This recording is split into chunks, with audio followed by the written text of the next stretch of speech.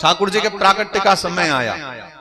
भादव मास, कृष्ण पक्ष, अष्टमी तिथि, रोहिणी नक्षत्र, हर्षण योग, और जितने भी टेढ़े चाल चलने वाले नक्षत्र थे ना, बोले भैया आज नेक हम भी अपनी रीति से अलग हो जाते हैं। सांतर्क्ष ग्रह तारकम, जो उत्पाद करने वाले ग्रह नक्षत्र थे ना, वो भी सब शांत हो गए।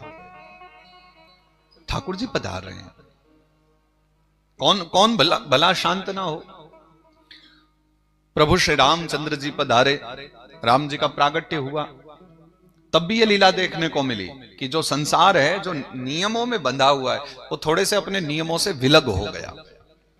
मानस में वर्णन करते ना गोस्वामी जी, मास दिवस कर दिवस भा मर्म न जाने कोई, रथ समेत रवि था क्यों निशा कवन विधि होय।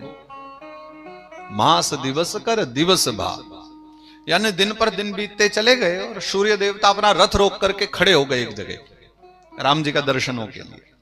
बोले इतने प्यारे लाला पधारे हैं, इतने सुंदर सुकुमार रूप में ठाकुर जी पधारे, मैं दर्शन क्यों ना करूं।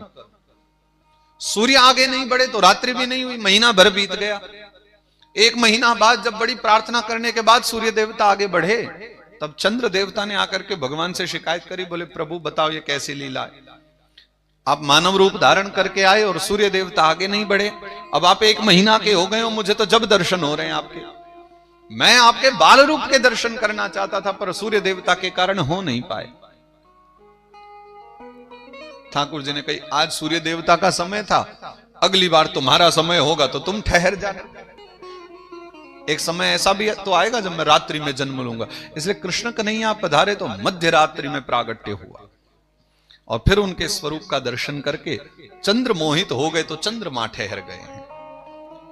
तो ये कोई बहुत बड़े आश्चर्य की बात नहीं है। जब साक्षात नारायण पधार रहे हों तो समस्त सृष्टि के प्रकृति के नियमों में, चरित्र में भी बदलाव आ जाता है। सारे की सारी प्रकृति प्रसन्न है, माता पृथ्वी प्रसन्न है, वायुदेव प्रसन्न है, अग्निदेव प्रसन्न है। सबको इस बात की प्रसन्नता है कि ठाकुर जी यहां रहे तो हमको भी स्वीकार करेंगे।